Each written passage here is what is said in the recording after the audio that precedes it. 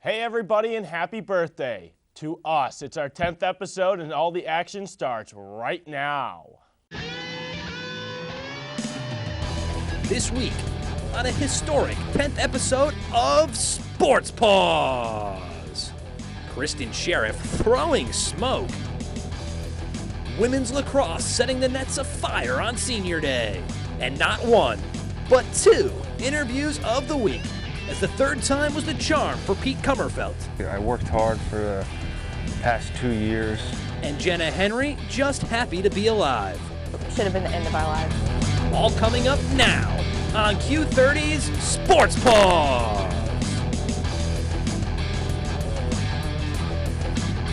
Hey everybody and welcome to Sports Paws. I'm Ben Handelman, joined by Mr. Matt Janik, the voice. Second time on the host seat. It's good times over here. And we expect more out of you this time. Anyway, this is it, our final episode of the real Sports Paws, where we bring you sports highlights. But it's been a good season, Mr. Janik. It has been a pretty good season. Moved inside, moved into the nice seats here, made of hard plastic, and everything looks good. And some wins from the Quinnipiac teams along the way. Right. Making our show that much better. Why don't we start off with a Senior Day, women's lacrosse in action over on the new turf field. And why don't we go straight to the highlights? It was Senior Day for the women's lacrosse team, and they hosted the 2-2 Central Connecticut State Blue Devils. We'll pick things up in the second half, and the Bobcats up 9-4. Central's Amy Clark picked up a loose ball at the top of the oval and found teammate Stephanie John, who whips the ball past goalie Renee Hughes to cut the Quinnipiac lead to 9-5. Then Bobcat sniper Danielle Mormeal continued her hot season. Megan Latonic finds an open Mormeal, who jukes right, goes left, and scores. It was her third of the game, and the Bobcats took a 10-6 lead. Then, right off the draw, CCSU's Stephanie John streaks in and scores to cut QU's advantage to 10-7. Central looked to climb back in it, but Bobcat goaltender Renee Hughes shut the door. She kept Central scoreless for the final 15 minutes. Central's John tries running away from Erin Coffey and finds Amy Clark, but Hughes swats it away with a big stick. Minutes later, Julia Steyer checks out the scene and decides to take it all alone and cranks her shot just wide of the left post. Going the other way, Mormeal looks to go 5-hole on Alice Lee, but her one-hopper finds freshman Tiffany Manzi, who finds a sweet spot to beat Lee and put her side up 12-7. Another freshman at a career day for Quinnipiac, Nicole Fiore picked up her first career hat trick on this play. Check out number 7, whip a perfect shot to the top shelf to pick up her third of the game as things started to get out of reach. Even the defenseman got into the act. Danielle Mormeal says, I already have a hat trick, so I'll dish it off to Jennifer Larson, who rifles a shot to the far corner as Central's Hannah Pelletier takes her anger out on her stick. Mormeal finished up with 3 goals and an assist to lead QU to a 14-7 romp over Central Connecticut State. With the win, the Bobcats improved to 5-1 on the season in the NEC, while Central falls to 2-3. Our own Justin Cohen caught up with assistant coach Colby Confer, who commended the freshmen for having a strong game and season up to this point. We have a pretty big freshman class, and I think that they've done a great job. I mean, Erin Coffey usually plays defense. At the beginning of the season, she didn't even want to step over the line to go into the attack zone. So I think that they're all learning a lot from the upperclassmen, and I think that they're doing a great job. Nicole Fiore credits her 3-goal day to senior leadership.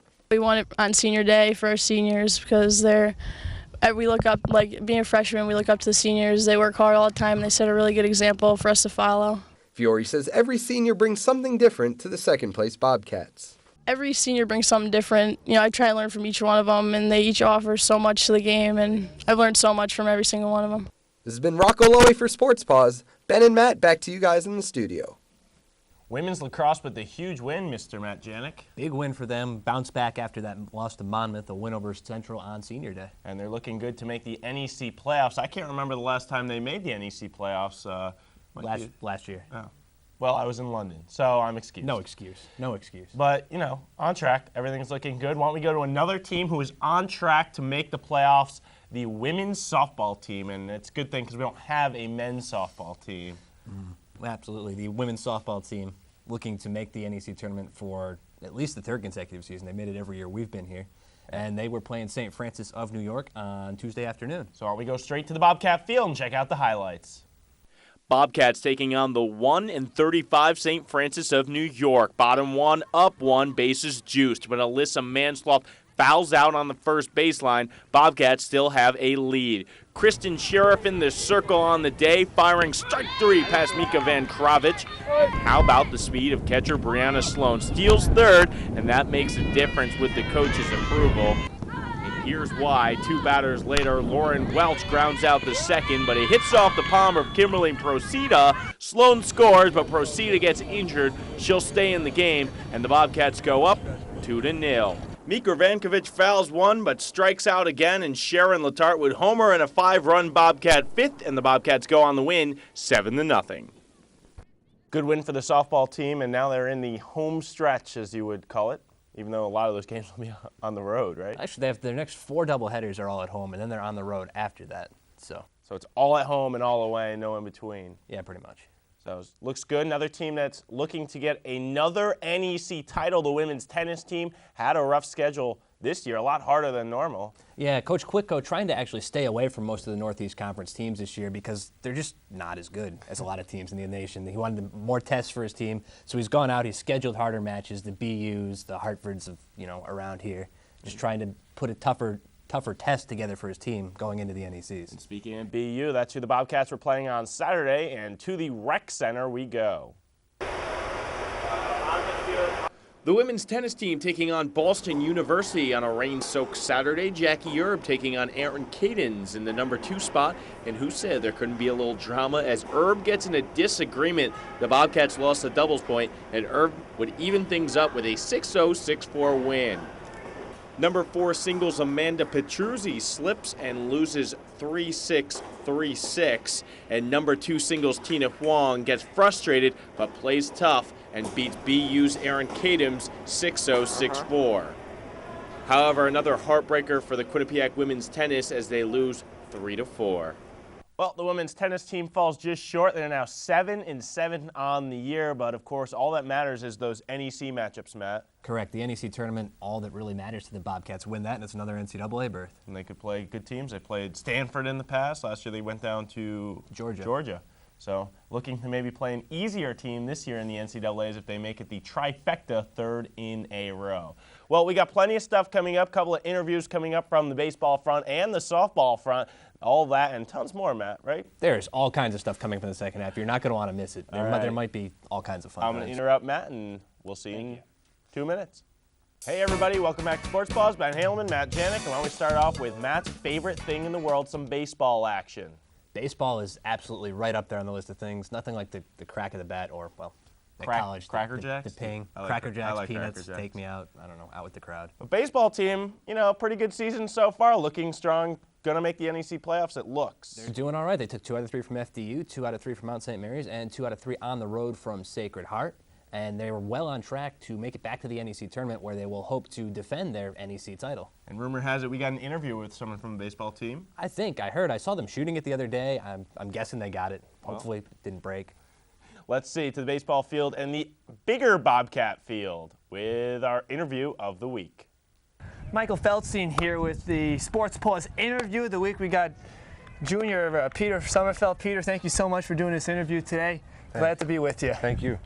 Now, Peter, talking to you a little before the interview, you were talking. This was your 3rd year trying out for the baseball team, and you finally made it. So, how did it feel to make the team on this year? Oh, I mean, it was a big relief. I worked hard for the past 2 years, 3 years really.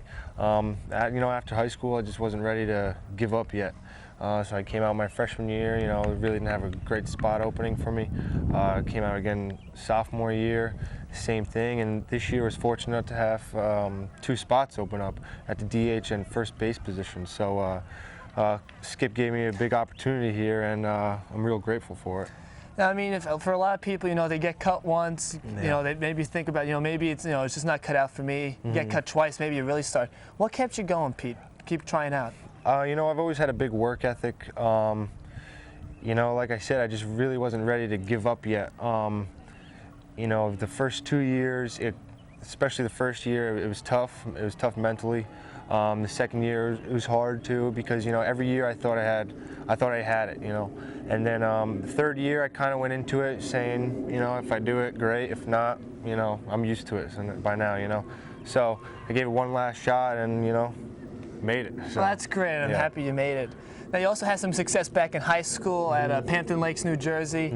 You played football and baseball, and you were a star at both. Yep. what was it like, in your senior year, you were in championship games for both sports too. What was that like your senior year, with football and with baseball? Coming from Pompton Lakes, it's a small town in New Jersey. You kind of go from a big fish in a small pond to here being a real small fish in a big pond, but I've always loved the big games, football. Baseball is my number one sport. Football I loved. I only played football for like 4 years, but had an opportunity in both to get to a big game, and it carried on. It's a great feeling to keep my work ethic going. And you also had some awards, team MVP, named to all county teams. Mm-hmm. So you definitely have a good resume coming Right. in. Now, getting cut twice here at Quinnipiac, did you ever think about maybe going elsewhere and trying out for a team? Did anyone offer you any interest at all? Oh yeah, after freshman year, I was heavily looking to transfer. I was talking to a lot of other coaches about transferring. Some things just didn't work out. Everything happens for a reason, I guess. Right. So I just ended up here again. Just came back sophomore year, and then I started thinking again, what am I doing? And then one more year, my junior year, here it is. Is there anyone or anything that you can attribute this perseverance to, just never giving up, keep fighting on? I just love the game of baseball. I always have. It's in my family. Both my sisters were star softball players in high school. Okay. So that's a little motivation, because they went to big D1 schools on full rides. So here's my sisters doing all this successful stuff, and there's me getting cut 2 times over. But I just love the game of baseball, and I just keep working, just keep working hard at it. So.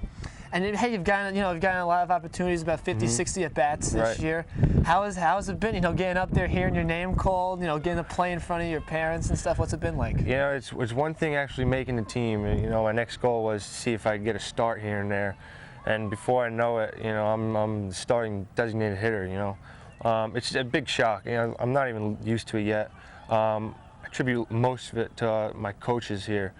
Skip, Coach Scarb, my hitting coach, and Coach Tonelli, my infield coach. They really treated me like I've been here for the past 3 years. Just not like a first guy. Skip, they push me. But they don't give up on me. And like you say, they gave me an opportunity here and there, and here I am. It's great. What was it like? First game, first at bat. What was that like for you? My first at bat was in Wofford, down in South Carolina. On the road trip. On the road trip down in South Carolina. We were getting beat pretty bad. It was in the top of the 9th inning, I guess. I fought a couple foul balls off, and then I hit a ball off the end of the bat into a little blooper in the center field. My first couple hits, 3 or 4 hits, were actually bloopers. Hey, hits are hits, right? Take what you can get, especially the first time out there. But no, it's been great. It's real exciting. I love it. I wouldn't change anything. It's been awesome. How supportive? I guess some of these guys you've been trying out with for a couple of years now. How happy have they been to finally see you make this team? Some of the juniors and seniors on this team. These juniors and seniors are probably the best group of guys ever. They're leadership-wise. They're really motivating. Especially as someone I can get down easily. But they just tell you, never give up, never give up. You have some people telling me how happy they are when just to see me get a hit. Just because, it just makes me so happy because I've busted my rear end for 3 years, and now I've gotten it, and now I'm just finally coming along. Last year, obviously, you didn't make the team, but this team really went far. They went to the won the NEC, went to the NCAA, played some pretty big brand name baseball teams. You're thinking with this team, with the talent, the freshmen, the sophomores, juniors, seniors, you think this team has a chance this year to bounce back and go where they were last year and win this NEC again? Oh, absolutely. There's no question in mind. These upperclassmen, they have a lot of drive ahead of them. They're really pushing at it hard. And rightfully so, because we have a really solid club here. We're defending NEC champs. And we don't want anybody to take that from us. And we really do have a lot of believers, especially just within this dugout right here. A lot of us really do believe that we can come back and make the regional again. Well, Peter, I'd like to thank you very much for the interview. Appreciate Congratulations it. on bouncing back and really, a great story, and I wish you the best of luck Thank for you. the rest of the season. Thank you very much. And for Michael Feldstein, this has been the Sports Paws Interview of the Week. All right, great interview with Pete Kummerfeldt. And while you were watching that, me and Matt Janik participated in a music video. It was incredible. It was awesome. Double X. Is that who it is? Double X? I think so. Yeah, that's what it is. Anyway, we have a special treat for you this week, a second interview of the week. 2 of them. And I hear it was with a pretty sexy reporter out there. That's what I heard. I mean, we went out to catch up with a member of the softball team, and they're one of my favorite teams here on campus. They're just a lot of fun group of girls. And we caught up with one of their players, and you know what? Let's throw it back outside. Our ace reporter on the scene. Here it is.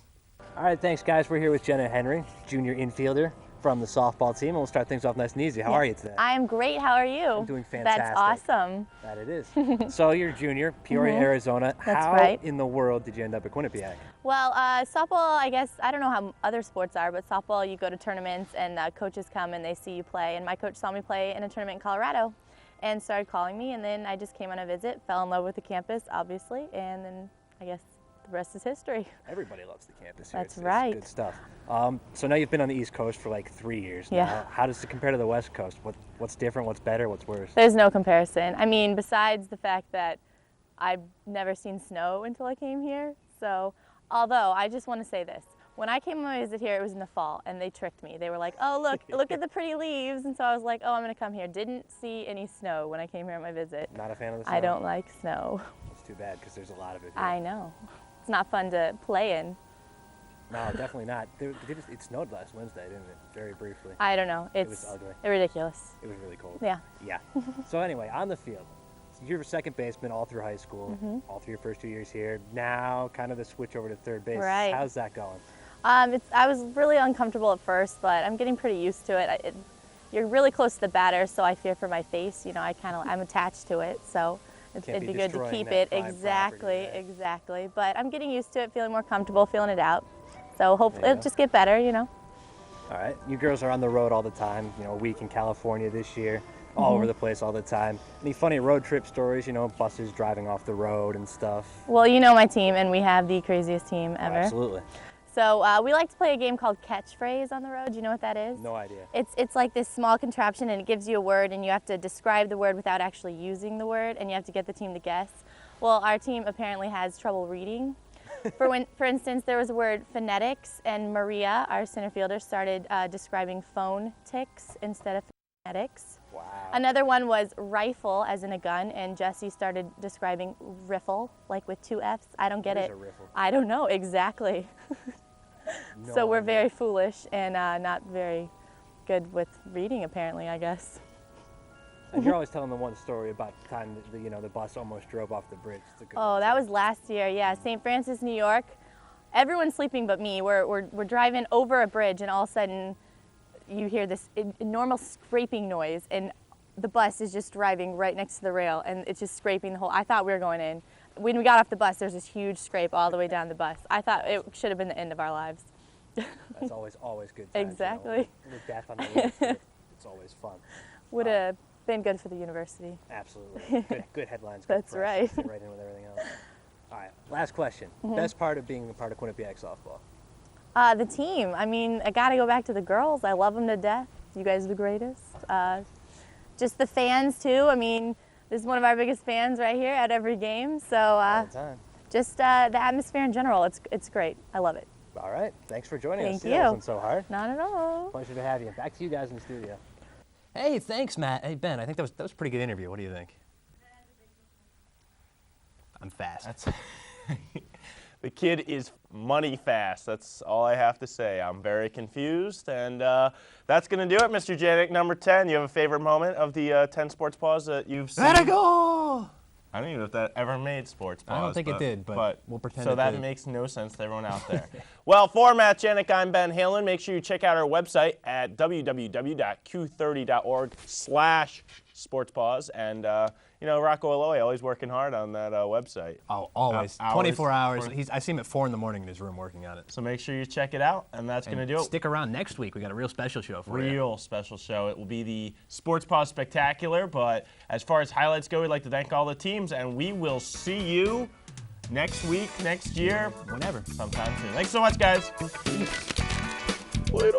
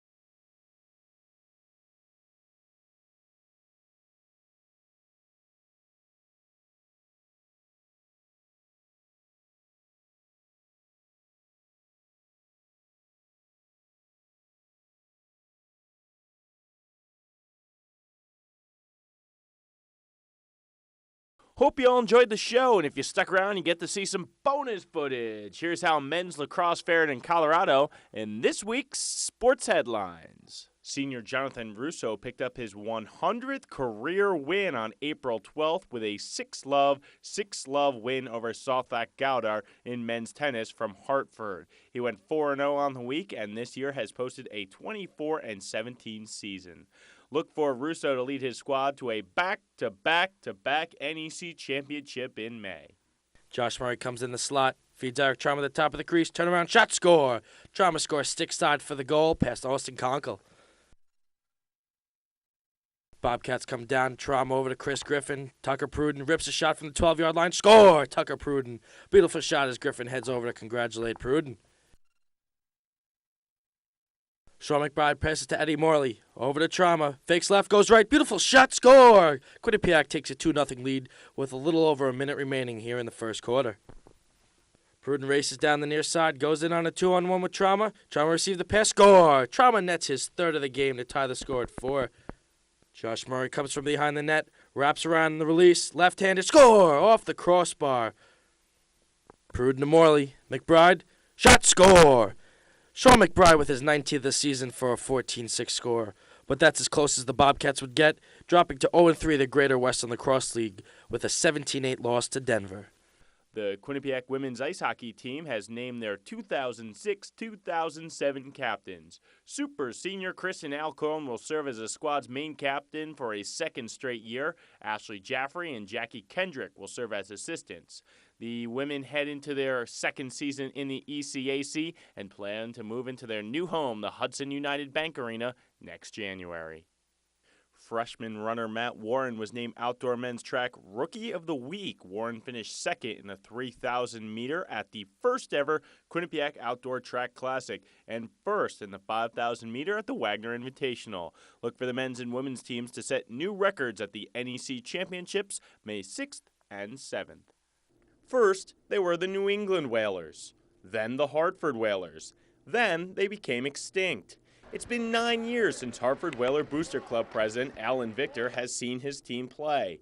More than anything, he misses the feeling of living among the players. They were a team that you could love. They were in the neighborhood, they were neighborhood guys. But recent headlines have Allen and fellow Whaler enthusiasts buzzing that big league hockey may come back. The move to get professional hockey back in Hartford's being fueled by two bigwigs. Lords Gottsteiner, who's a big-time developer, plans to build a $250 million civic center across town. Then there's Howard Baldwin, the man who brought the Whalers here in the 70s, wants to revamp the civic center behind me, bring in a new NHL team. Even the minor league hockey team, the Hartford Wolfpack, that is currently inside the Civic Center, wouldn't mind moving over to let in the NHL. I think the Wolfpack as an entity would be all for getting an NHL team here in Hartford, and the Rangers, which own the Wolfpack, would gladly move the Wolfpack out of Hartford if there was somebody who actually had an NHL team that was ready to move in here. I think as a minor pro team, you'd be crazy to try to stand in the way of that. Victor says that if hockey is to reemerge, the two bigwigs would need to work together. I believe Mr. Gottsteiner brings a lot to the table. I definitely believe Mr. Baldwin brings a lot to the table. Mr. Baldwin knows the NHL. Mr. Kotzner knows financing and building things. They need to get together and make it happen. For Alan Victor, what was once simple whale watching is looking more and more like a sighting. I visualize the excitement of a sold-out arena, of fans screaming, of hearing Brass Bonanza played when they come on the ice. I have chills going up my spine right now, talking about it and thinking about it. Ben Handelman, QNN.